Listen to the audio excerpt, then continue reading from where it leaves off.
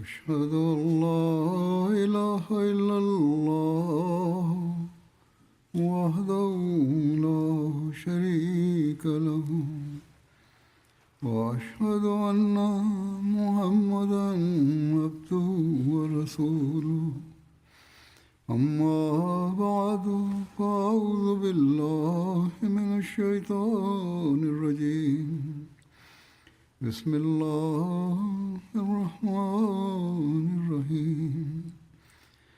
الحمد لله رب العالمين الرحمن الرحيم مالك يوم الدين إياك نعبد وإياك نستعين اهدنا الصراط المستقيم صراط الذين أنعمت عليهم غير المغضوب عليهم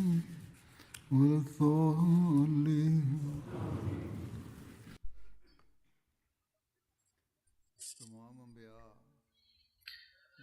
ټول انبیا په دنیا کې د توحید د قیام لپاره راغلي وو او هغوی خپل قومونو له د دې تعلیم ورکړی وو، خو بدقسمتي دا ده چې اکثریت دغه توحید پرېښودو. رسول کریم صلی الله علیه و آله وسلم هم سره د دغه پیغام راغلی وو، د دغه کار جاري ساتلو لپاره راغلی وو او د توحید دغه روح په خپلو منونکو کې د پیدا کولو لپاره راغلی وو،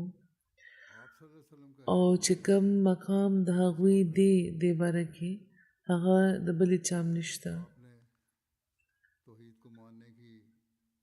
هغوی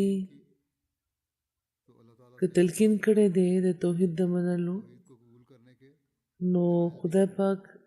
نه په علم ترلاسه کولو هغوی د توحید د قبلولو لپاره دلیلونه ورکړي دي. د شرک خلاف که هغوی جهاد کړی دی نو د بغیر دلیل نه دی کړی، بلکې د شرک چې کومه بدي ده هغې باندې خلک پوه کړي وو او د دې خلاف یې نفرت پیدا کړی وو، او د هغوی منونکي په خپل عمل ثابت هم کړ چې د توحید تعلیم او د شرک نه نفرت د هغوی په رګوریشه کې ځای نیولی دی. دا دې لپاره چې کم تعلیم خدای پاک په هغوی نازل کړی وو هغه دومره جامع او اثرداره وو چې اړو سوال نه پیدا کېدو چې څوک د دې په ژورتیا خو پوه شي او بیا د دې نه لرې پاتې شي. د هغوی دغه تعلیم چې د هغوی په منونکو اثر کړی وو د دې لپاره اثرداره وو چې په خپله د رسول کریم هر قول و فعل د هغې حقیقي تصویر وو، او دې باره کې چې کوم عظیم تعلیم خدای پاک هغوی له ورکړی وو هغوی په خپله د دې عملي نمونه وو. هغوی که فکر لرلو نو همدا چې لکه څنګه چې نورو قومونو د خپلو انبیاو نه د سجدې ځای جوړ کړی دی، نو چېرته په مسلمانانو کې هم دا خوفناکه ګناه پیدا نه شي. هغوی د دې نه پناه غوښتې وه چې چېرې هغوی دې د خدای پاک مقابلې ته راوستی شي، او د دې هغوی خپل امت ته نصیحت هم فرمایلی وو چې ما چېرې د شرک وسیله جوړه نه کوي. ستاسو نظر چېرې هم په کار نه ده چې د خدای نه بغیر په بل چا پرېوځي. حضور فرمایي چې په تېرو خطبو کې ما د خدای پاک سره د مینې ذکر کړی وو یا د عبادت ذکر مې کړی وو.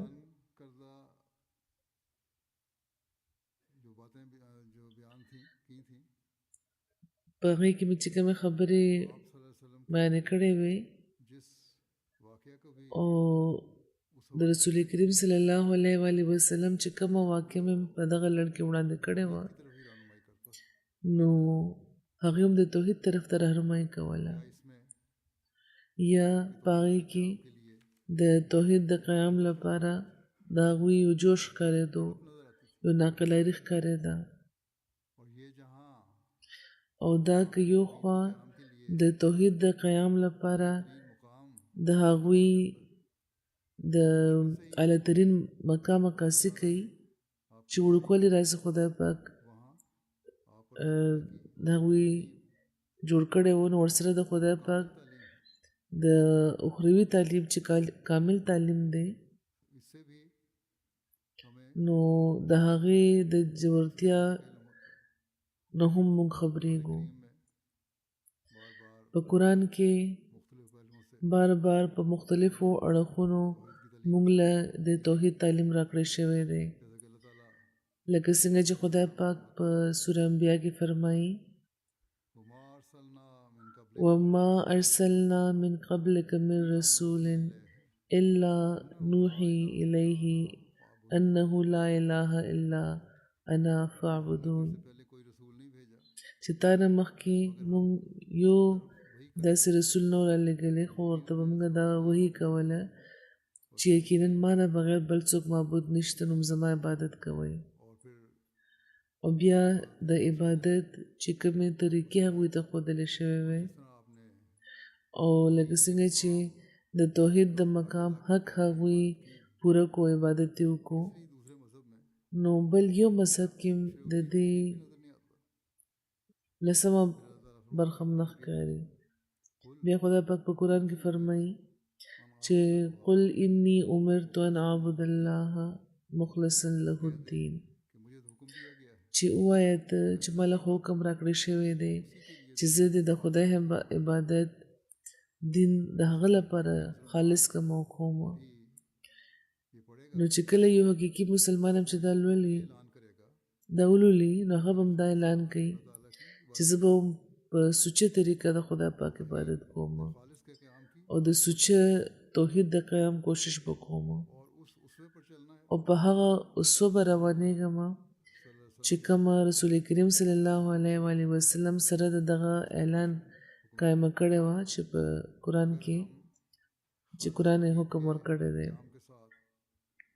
که موږ سره د خالص توحید د قیام خپل عبادتونو معیارونه هم قایم کړو نو یو انقلاب پیدا کولی شو ګینې باقي خو بیا صرف خبرې دي ولې به موږ حقیقي موحد به هم بللی کېدی شو بیا خدای پاک فرمایي واعبدوا الله ولا تشرکوا به شیئا او د خدای عبادت کوئ او یو څیز هم د هغه من شریک مه ګرځوئ او یو بل ځای کې خدای پاک فرمایي وإلهکم إله واحد لا إله إلا هو الرحمن الرحیم ستاسو معبود یو معبود دی بل یو معبود نشته خو هغه چې رحمان الرحیم دی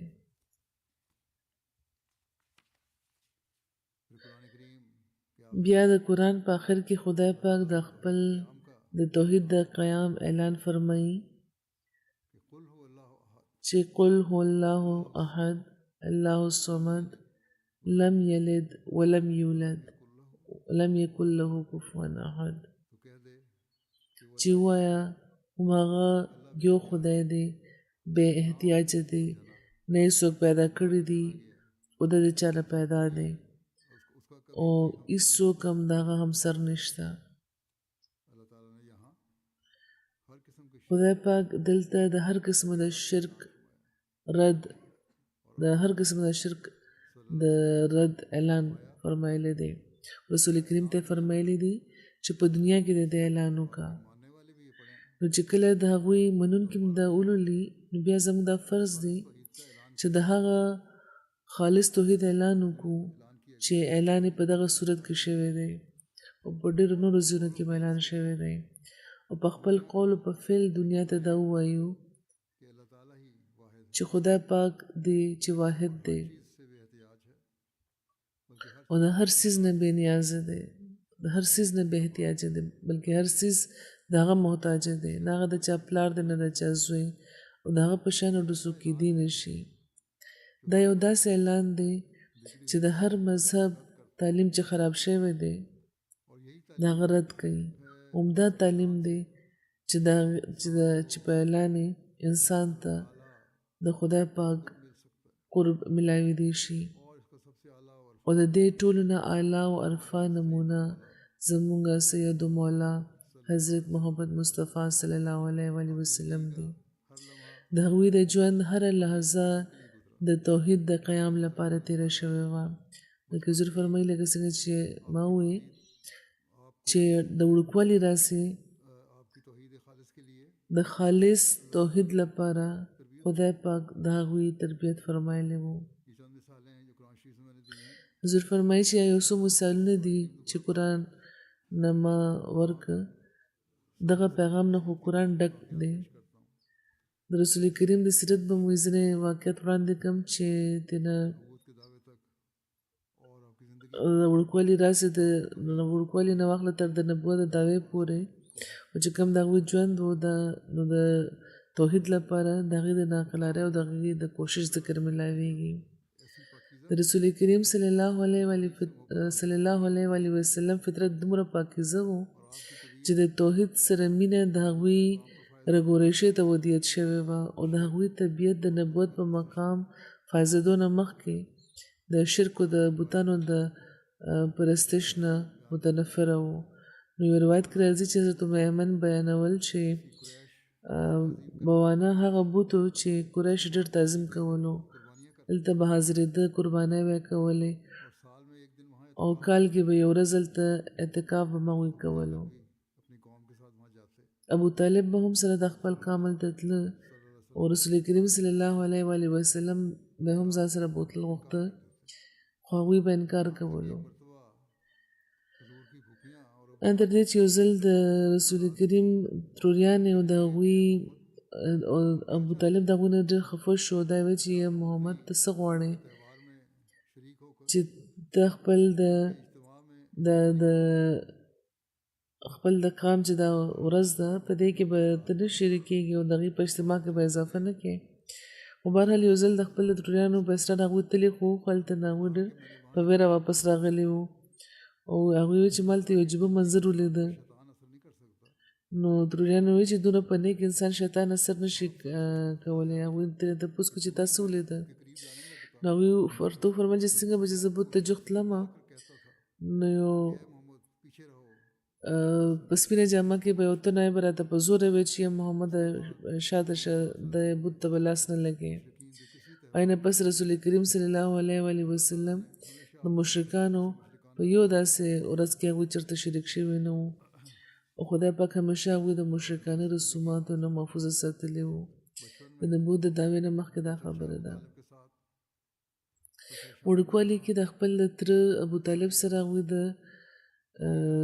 شام سفر دوران د عیسائی راهب بحیره سره ملاقات شوی وو. د رسول کریم د هغه په یو سوال فرمایلی وو چې ما نه د لاتو د عزا بوتانو باره کې تپوس مه کوه. قسم په خدای چې دین زیات نفرت زه د نور هیڅ څیز نه کوم. چې کله نبی کریم صلی الله علیه وسلم د حضرت خدیجې د تجارت مال سره شام ته تللی وو او هغه ټول سامان هغوی د خرڅ کو او د هغې په بدل کې نور سامان واخیستو. نو دغه دوران د هغوی او د یو بل تن ترمنځ په څه معامله اختلاف شو. نو هغه تن ووی چې د لات او د عزا قسم وخوره نو الله به زه ستا خبره منمه که دا قسم دې وخوړو ګوایي دې ورکړه. رسول کریم فرمایلی وو چې ما هېچېرې هم د دغه بوتانو قسم نه دی خوړلی او زه خو چې د هغوی له خوا نه تېرېږم نو مخته نه واړوم. نو ته ما د څنګه دا وایې چې زه د هغوی قسم وخورم؟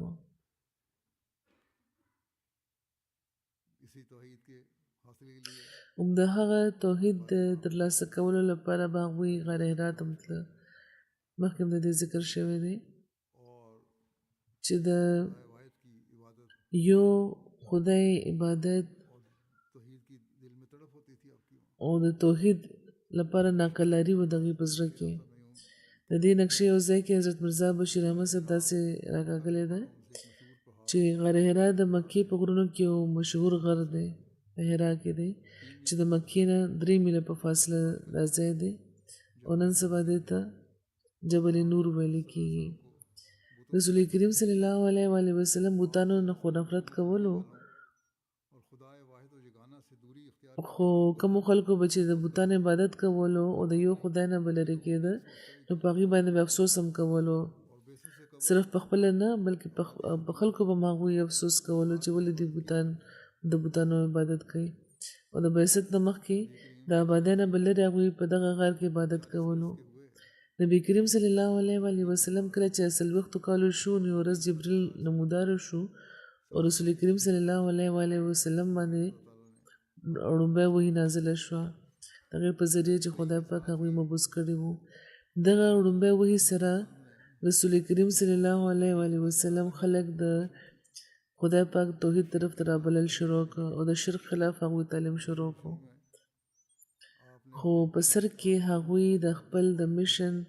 اظهار په جار نه و فرمایلی بلکې په ډېر خاموشۍ هغوی کاروایي شروع کړې وه او صرف خپلو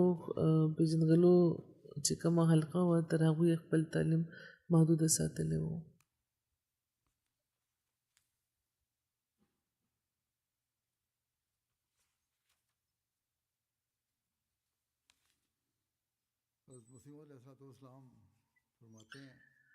حضرت مسیح موعود علیه السلام فرمایي چې زموږ نبی کریم صلی الله علیه و آله وسلم د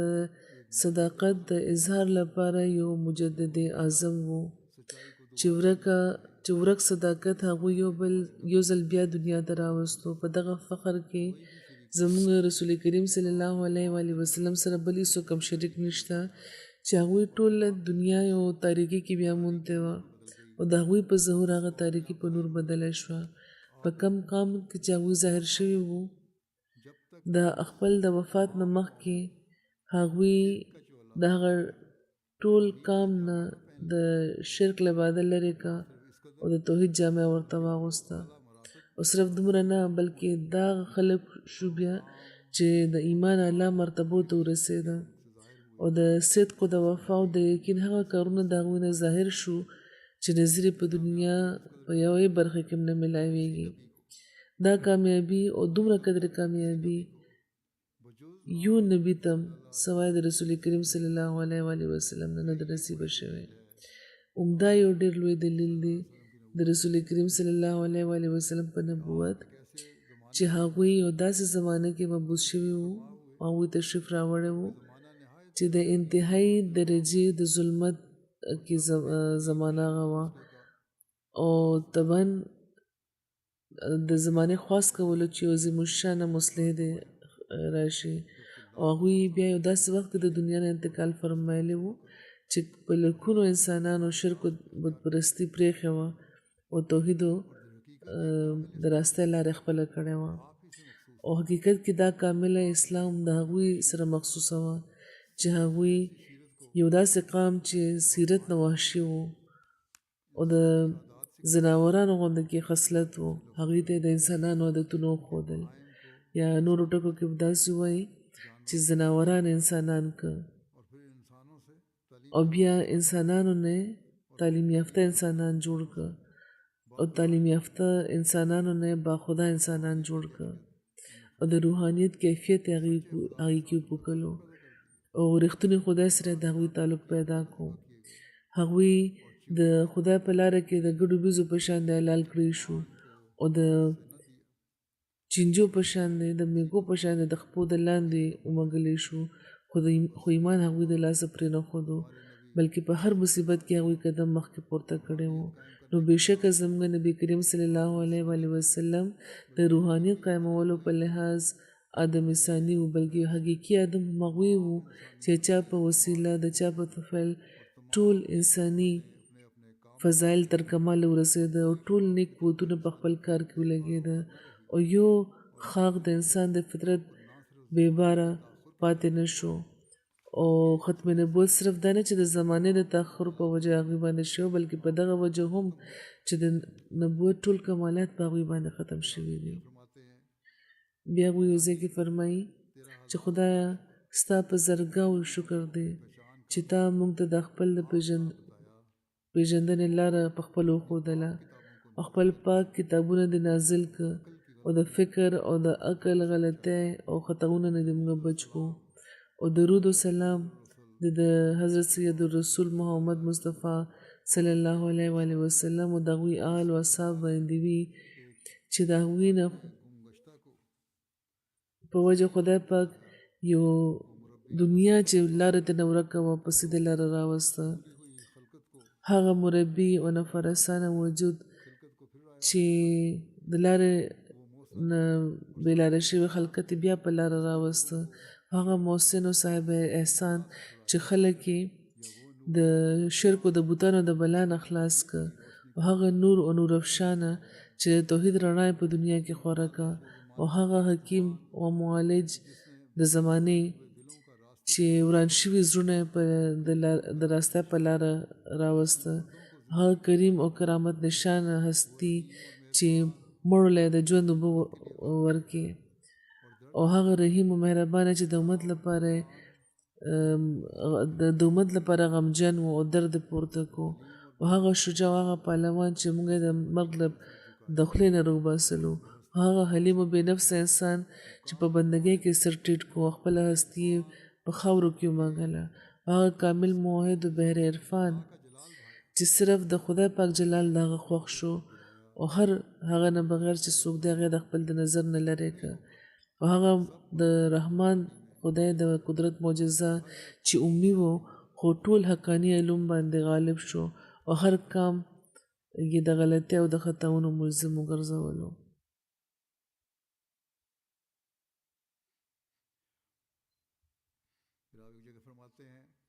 بیا یو ځای کې هغوی فرمایي چې نن د دنیا په صفحه هغه څیز چې نامه توحید دی د رسول کریم د امت نه بغیر بل هیڅ چېرته نشي بیا موندلی کېدی او د قرآن نه بغیر بل یو کتاب د دې نشان نه ملاویږي چې په کروڑها مخلوقات د الهي وحدانیت باندې قایموي او په کمال تعظیم هغه رښتونی خدای طرف ته رهبري کوي چې د رښتونی خدای طرف ته رهبري کوي هر کام خپل مصنوعي خدای جوړ کړی دی خو د مسلمانانو خدای هم هغه دی چې له قدیمه راځي دی لازوال او غیر مبدل او خپل ازلي صفتونه کې داسې دی چې لکه څنګه مخکې وو خو افسوس دا دی چې نن امت محمدیه هم د دغه توحید اعزاز هیرې لګیا دی او حقیقي توحید په دې کې پاتې نه دی چې تعلیم خدای ورکړی وو هغه حقیقي توحید او د کم هدایت چې او تلقین چې موږ د رسول کریم فرمایلی وو د خالص توحید د هیرولو په وجه د خدای پاک په صفتونو هم هغه سوچ ایمان نه دی پاتې چې په کار ده چې د یو مسلمان خاصه وي او په داسې کې د رسول کریم صلی الله علیه و آله وسلم د رښتوني غلام د منونکو دا کار دی چې هغوی د توحید حقیقت باندې پوه شي او دې لپاره د په ځان کې خاص تبدیلی پیدا کړي دا د عبادت خاص میاشت ده د روژې په دې کې په خاص طور د دې کوشش پکار دی او دې لپاره دعا کول پکار ده رسول کریم صلی الله علیه و آله وسلم خپل ټول ژوند کې څنګه چې د توحید د قیام لپاره کوشش کړی دی که موږ هغوی سره د محبت دعوه لرو نو بیا موږ د هم دې لپاره خاص کوشش کول به پکار وي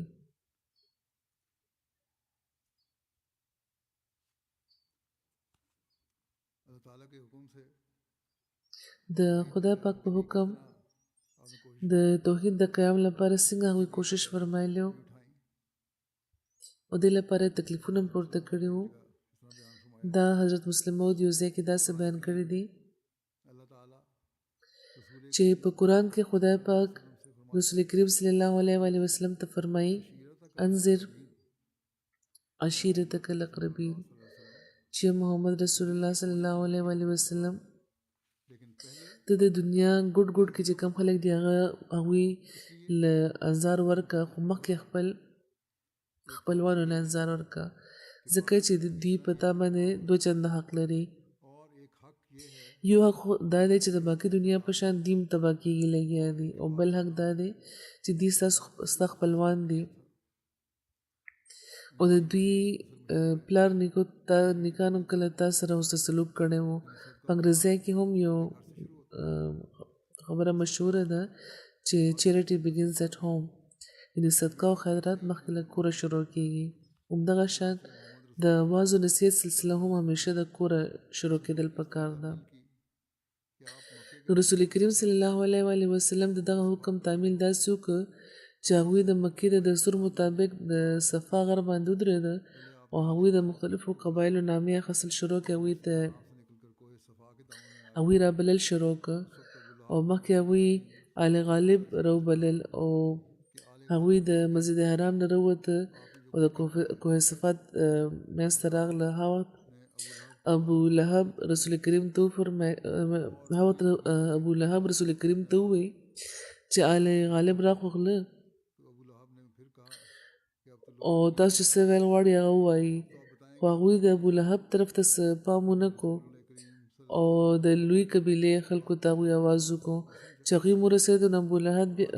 لهب بیا ووایي چې اوس خو لوی قبیله م راغله اوس خو راته ووایي چې څه ویل غواړئ خو رسول کریم هغه له بیا هم څه خبره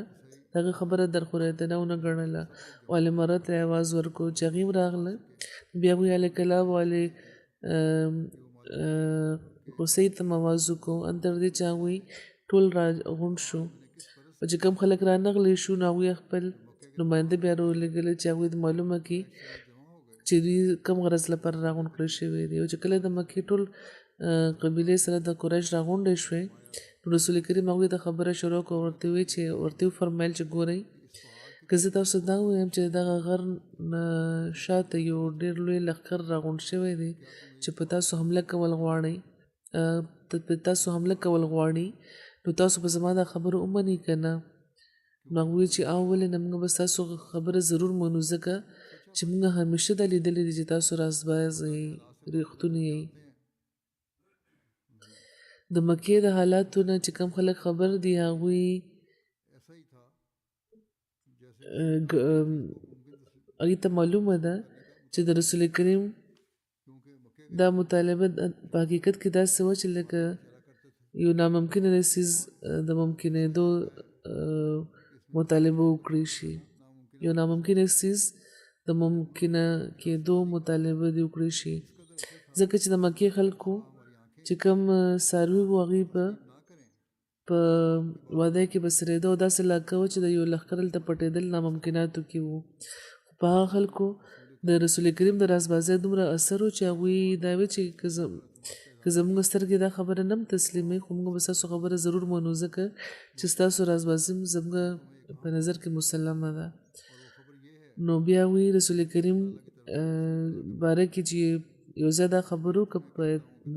نو د دغه یقین او د اعتماد اظهار وکړو رسول کریم ورته وفرمیل چې نو بیا واورئ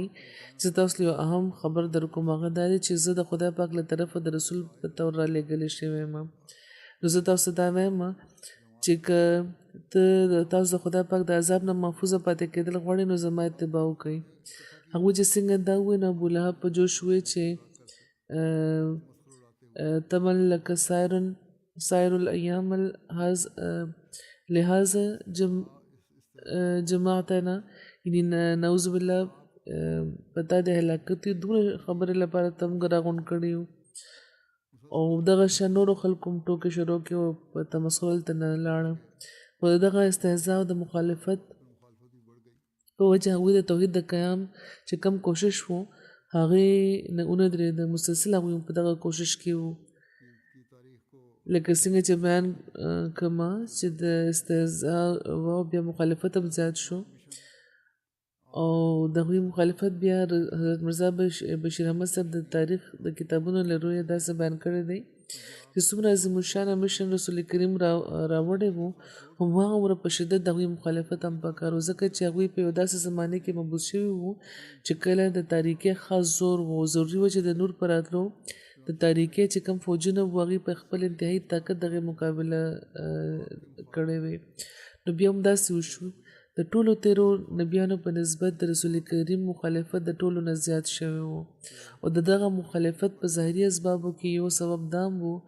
چې قریش انتهایی بت پرست قام و او د بوتانو عزت او مینه د هغوی په زړونو کې دومره ځای نیولی و چې د هغې خلاف یو لفظ اورېدل هم هغوی ته منظوره نه و او خانه کعبه چې صرف د خدای پاک د عبادت لپاره جوړه کړې شوې وه هغې کې هم هغه ظالمانو په سوونو بوتان راغونډ کړي وو او د خپلو ضرورتونو لپاره به هم د هغوی بوتانو طرف ته به هغوی مخ کولو چې اسلام راغلو نو د هغه خو د بنیادي اصول د خدای پاک د توحید حکم و دا صفا حکم و چې د یو انسان یا د ونې یا د کاڼي یا د ستوري وغیره مخې ته به سر نه ټیټوئ واسجدوا لله الذي خلقهن چې صرف د هغه ذات مخې ته سر ټیټوئ چا چې دا څیزونه پیدا کړي دي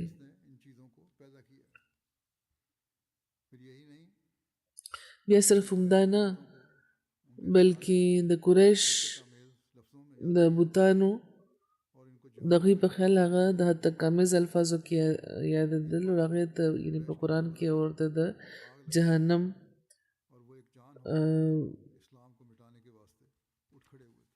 کې سوځېدو والا څیزونه هغوی ګرځولی شوي وو د دغه خبرو په وجه د قریش به ډېر غوسه کېده او هغوی به د اسلام د ختمولو لپاره راپاڅېدلي وو او نور هم ډېر وجوهاتو خو بهرحال دا لویه وجه وه حضرت مسیح موعود علیه السلام فرمایي چې یو نبي یا رسول چې د خدای پاک له طرفه مبوس شي او د هغه ډله خلکو ته یو لایق او رازباز او همت لرونکي او ترقي کوونکي ډله ښکاري نو د هغې باره کې چې کم نور موجود قومونه وي او فرقې وي د هغې په زړونو کې ضرور یو قسمه بغض او حسد پیدا شي او په خاص طور د هر یو مذهب چې کوم عالمان وي او ګدنشینان وي هغوی خو ډېر بغض ظاهري ځکه چې د هغه د خدای د زبرګ په ظهور د هغې چې کوم د ګټې چې کومه ګټې وي او چې کوم وجاهتونه یې کې فرق راځي او د هغې چې کوم شاګردان وي مریدان وي د هغه د هغوی د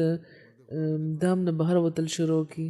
ځکه چې ټول ایماني او اخلاقي او علمي خوبۍ په هغه تن کې بیا موجودې وي چې د خدای پاک له طرفه راځي او مریدان خپل پیران پرېږدي او د هغه د خدای چې کوم زبرګ وي د هغه طرف ته راشي چې نیک فطرته وي سید فطرته وي نو چې کوم د عقل او تمیز خاوندان وي هغوی پوه شي چې کوم عزت او د علمي شرف او تقوا او پرهیزګاري دغه عالمانو له ورکړل شوې وه اوس دوی د هغې مستحقه پاتې نه دي او چې کوم معززه خطابونه دوی له ورکړل شوي وو یعنې نجم الامه او شمس الامه او شیخ المشایخ وغیره اوس دوی لپاره موضوعونه پاتې نه دي نو هغوی د چې کوم بیا د دې په وجه دغه چې کوم د عقل خاوندان یې هغه دي نه مخ واړوي ځکه چې هغې خپل ایمانونه نه ضایع کول غواړي چې کوم منونکي دي سید فطرته دي دا د هغوی فعل وي او ناچاره د دغه نقصانونو په وجه عالمانو مشایخو چې کومه فرقه ده هغه همیشه راسه د نبیانو د رسولانو نه سوځي حسد کوي وجه دا ده چې د خدای پاک نبیانو د مامورینو په وخت د دغه خلکو سخته پردهدري وشي ځکه چې اصل کې دوی ناقصه وي او ډېره کمه برخه د نور نه دوی لري او د هغوی دشمني د خدای پاک نبیانو او رازبازانو سره صرف نفساني وي او سراسر د نفس تابع وي او د ضرر رسانۍ منصوبې دوی سوچ کوي بلکې ځینې وخت هغوی خپل زړونو کې محسوسوي چې هغې د خدای یو پاک زړه لرونکي بنده ته ناحقه تکلیف رسوي او د خدای پاک د غضب د لاندې راغلي دي او د هغې د اعماله چې کوم د مخالف کارستانیانو لپاره هر وخت د هغې نه کېږي د هغې د زړه د قصورواره حالت دې باندې ظاهروي او بیا هم هغوی د حسد چې کوم اور دی د هغې تیز انجن د عداوت چې کومې کندې دي د هغې طرف ته دوی راکاږي او بوځي همدغه اسباب وو چې د رسول کریم په وخت د مشرکانو د یهودیانو د عیسایانو چې کم عالمانو هغوی صرف دا چې د حق د قبلولو نه محرومه پاتې شو بلکې په سخت دشمنۍ باندې هغوی آماده شو نو هغوی په دغه فکر کې و بیا چې په څه طریقه اسلام د دنیا د لمن نه ختم کړي او چونکې مسلمانان د اسلام په ابتدایي زمانه کې لږ وو نو ځکه د هغې مخالفانو د هغه تکبر په وجه چې فطرتاً د هغې په زړه او په دماغ کې ځای نیولی وي چې خپل په خیال کې دی په دولت کې په مال کې په جماعت په کثرت کې په عزت کې په مرتبت کې هغوی د نورو نه ځان برتره ګڼي نو د هغه وخت چې کوم د مسلمانانو یعنې صحابه وو هغوی سره دوی د سخت د دشمنۍ سلوک کول او دوی دا نه غوښته چې دا آسماني بوټي د په ځمکه قایم شي بلکې دغه رازبازانو د وجلو لپاره دوی خپل ښه پوره زور لګولو او یو دقیقه هم د ازار رسانۍ دوی نه وه پرېښې او دوی ته ویره دا وه چې اسنه چې دغه مذهب قدمونه مضبوط شي او بیا د دې طریقې زموږ د مذهب او د قام د بربادۍ سبب نشي څوم د دغه ویرې د لاسه چې د دې په زړونو کې په یو روبناکه طریقه پیدا شوی وه یا ځای نیولی وو ډېر جابرانه او ظالمانه کارونه د دوی نه په ظهور کې راغلي وو او ډېر په دردناکه طریقه دوی اکثر مسلمانان وجلي وو او یو ډېره اوږده موده چې د 14 کالو موده وه د دوی له طرف هم دغه کاروایي روانه وه او ډېرې په بېرحمۍ دوی د خدای پاک وفاداران او د انسانانو فخر دغه چې کوم د ځناورانو په شان د شریره خلک وو دوی په خپلو تورو ټوکړې ټوکړې کړي وو او یتیمان ماشومان او عاجز او مسکینه ښځې په کوڅو په لارو کې حلال کړي شوي وو او په دې هم د خدای پاک له طرفه په قطعي طور تاکید دا و چې د شر مقابله به بیخي نه کوئ نو دغه برګزیده رازبازانو همداسې بیا کړي وو د دې په وینو لارې کوڅې سرې شوې خو بیا هم هغوی جواب نه کولو هغوی د څاروو په شان د حلال کړی شو خو دوی په دې باندې څه فریاد نه و کړی د مکې کافرانو دې لپاره چې رسول کریم د توحید پیغام خورول پرېږدي دوی د ویرولو کوشش کړی و لالچ یې ورکړی و خو د هغوی جواب همدا و چې زما خو د ژوند مقصد همدا دی چې توحید په دنیا کې قایم کړم همدې لپاره خدای پاک زه رالیږلی یم دې باره کې حضرت مسلم موعود یو ځای کې لیکلی دی چې کله مخالفت زیات شو او بل خوا د رسول کریم او د هغې صحابه په اصرار د مکې خلکو ته د خدای دا پیغام رسول شروع کو چې دغه دنیا پیدا کوونکی خدای یو دی او د هغه نه بغیر بل څوک معبود نشته او څومره نبیان هم چې تیر شوي دي نو ټولو به د هغه د توحید اقرار کولو او خپل د کام خلکو ته خپل د کام خلک به هم هغوی د دغه تعلیم طرف ته رابلل تاسو په یو واحد خدای ایمان راوړئ او دغه د کاڼي بوتان پرېږدئ چې دا بیخي بیکاره دي اوس توان دوی نه لري یا د مکې خلکو تاسو ګورئ نه چې د دوی مخې ته چې څه نظر و نیاز ښودلی کېږي که دې باندې مچان کینی نو دوی دومره توان هم نه لري چې مچان ترې نه وشړي او که دې باندې څوک حمله وکړي نو دوی خپل حفاظت نشي کولی او که دوی نه څوک سوال وکړي نو دوی ورله جواب نشي ورکولی او که دوی نه څوک مدد وغواړي نو دوی د هغه مدد نشي کولی خو خدای پاک خو د غوښتونکو حاجت پوره کوي سوال کوونکو له جواب ورکوي څوک چې ترنه مدد غواړي د هغې مدد کوي خپل دشمنان راپاروي خپل دشمنان راپرځوي او خپل عبادت گزار چې کوم بندګان دي هغې له اعلی ترقیات بخي د هغه نه نور راځي چې د هغه د منونکو چې کوم زړونه دي هغه روښانه کړي بیا تاسو ولې داسې خدای پرېږدئ او د ژوند بېجانه چې کوم د بوتان دي د هغې مخې ته ټیټېږي خپل عمر ضایع کوئ لګیئ تاسو ګورئ نه چې د خدای پاک توحید هم چې پرېښی دی نو ستاسو خیالات هم ګنده دي او زړونه هم تاریکه دي قسم قسم وهمي تعلیمونو کې مبتلا یې وهمونه په زړه کې پیدا کېږي لګیا دي ولې هم توحید پرېښی دی د حلال او د حرام تمیز تاسو کې پاتې نه دی ښه او بد تمیز تاسو کولی نه شئ د میندو بې حرمتي کوئ د خویندو لوڼو باندې ظلم کوئ د هغوی حق ورله نه ورکوئ خپلو ښځو سره ستاسو سلوک ښه نه دی د یتیمانو حق وهئ کونډو سره بد سلوک کوئ په غریبانانو په کمزورو ظلم کوئ د نورو حق وهئ او خپله لویي قایمول غواړئ د دروغ او د فریب نه تاسو ار نه لرئ غلا او د ډاکې نه تاسو نفرت نه لرئ جوارګري او شراب ستاسو شغل دی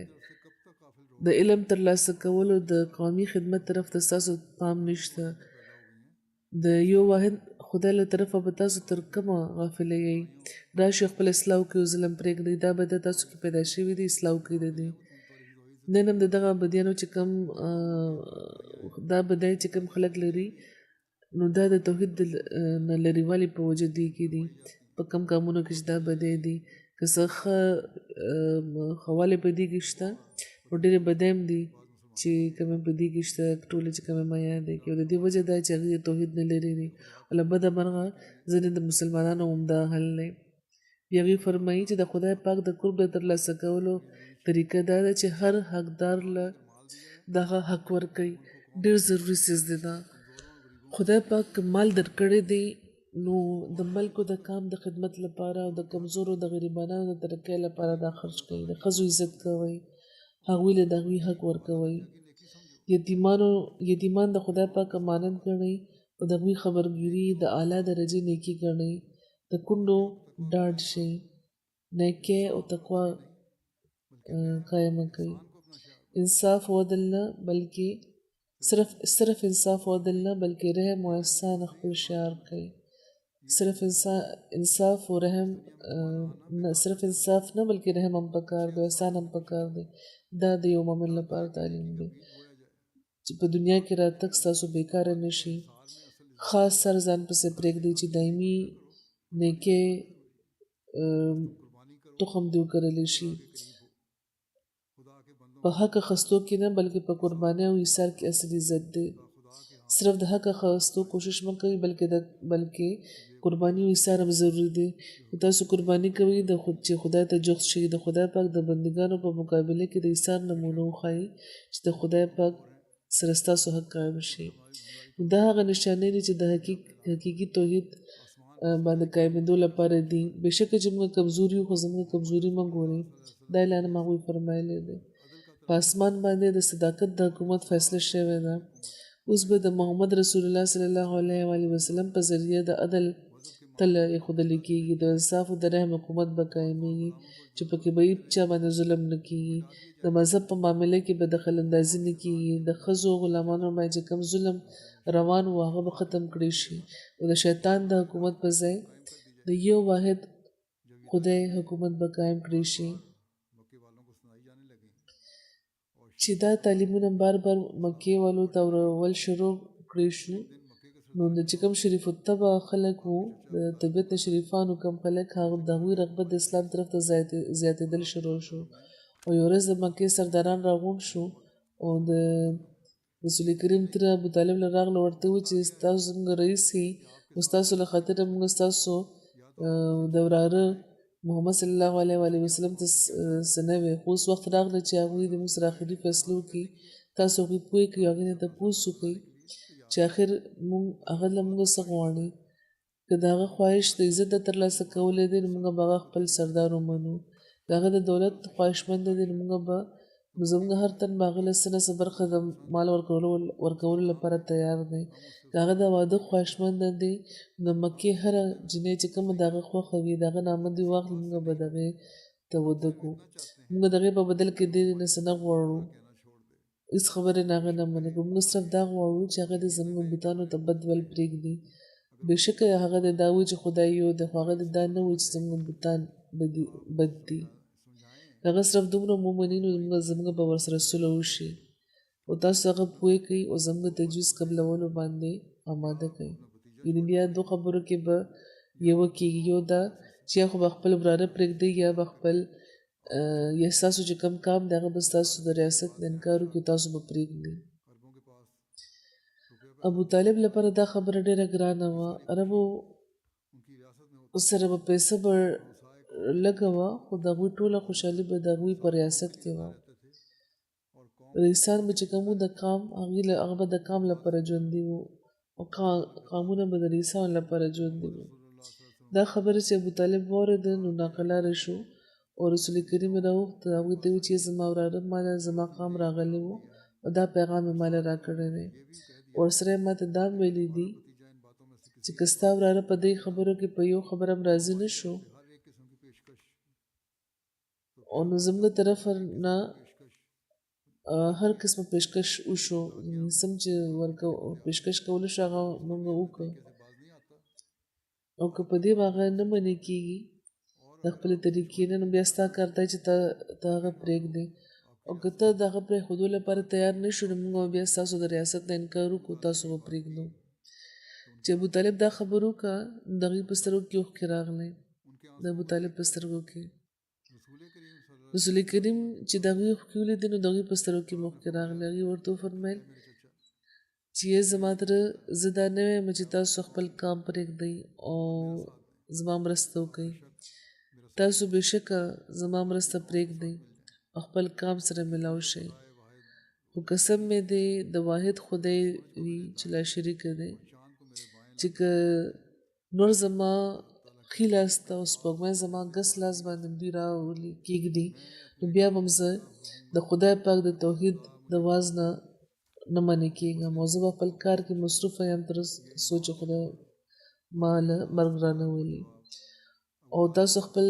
مصلحت په خپله سوچ وکړئ. دا د ایمان نه ډک او د اخلاص نه ډک جواب د ابوطالب سترګې پرانیستو لپاره کافي و. هغوی پوه شو چې د دغه ایمان قبلولو توفیق ماته ملاو نه شو، خو د دې د نندارې توفیق راته ملاو شو. دغه ټولو دولتونو نه لوی دولت د هغوی بیا ورته ووایي چې زما وراره ته ځه خپل فرض پوره کړه، کام که ما پرېښودل غواړې نو بېشکه پرېږدي دي، زه به تا نه پرېږدم.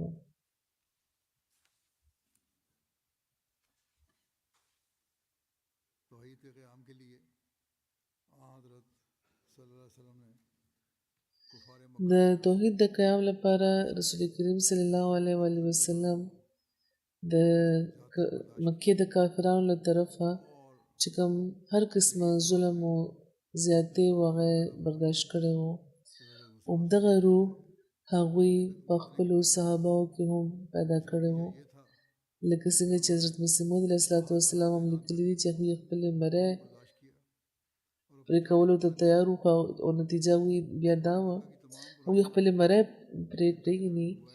د دغه تعلیم منلو په هغوی خپلې مرۍ پرې کړې او نتیجه دا وه چې هغوی د عهد اعلان به کولو ظلم یې برداشت کو. نتیجه د دې دا وه چې هغوی عهد اعلان کولو ظلم یې برداشت کو، خپل ژوند یې قربان کو. او د مکې کافران چې کومو د بدو ذکر حضور فرمایي ما وکړو د هغوی د توحید د لرې کېدو په وجه او شرک په وجه و د هر څه. نن هم چې کومو کامونو کې دا بدې دي هغه د توحید نه د لرې کېدو په وجه دي. نو داسې کې دا زموږ کار دی چې توحید اعلان وکړو او چېرته او که یو خوا دغه توحید پیغام ورسو خلکو ته نو ورسره خپلو روحاني او اخلاقي حالتونو کې مو د واضحه تبدیلي پیدا کولو کوشش وکړو. اومله موږ د حقیقي توحید منونکي او د خدای پاک په حکم باندې روانېدونکي بللی کېدی شو. خدای پاک دې موږ د دې توفیق راکړي.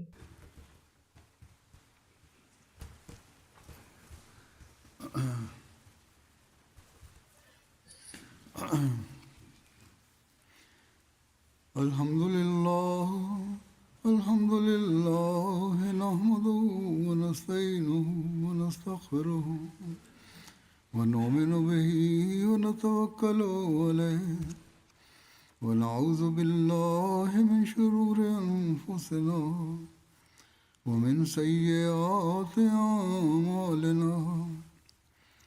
من يهده الله فلا مضل له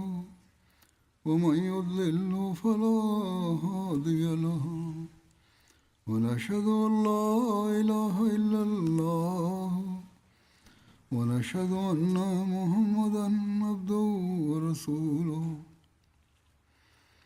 عباد الله رحمكم الله إن الله يأمر بالعدل والإحسان وإيتاء ذي القربى وينهى عن الفحشاء والمنكر والبغي يعظكم لعلكم تذكرون اذكروا الله يذكركم وادعوه يستجب لكم ولذكر الله أكبر.